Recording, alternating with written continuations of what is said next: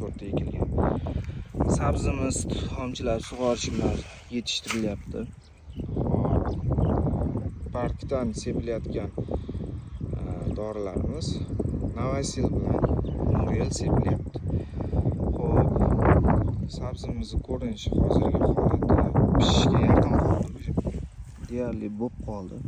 Sabzimiz yurilsa hozir birontasini yurib ko'rsataman nasib bo'lsa.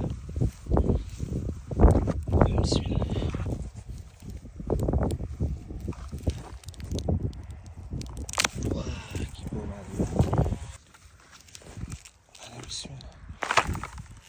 Bismillah. Sabzimizning hozirgi holati bizni qo'llab-quvvatlab kuzatishni to'xtatmang. Hammangizga rahmat.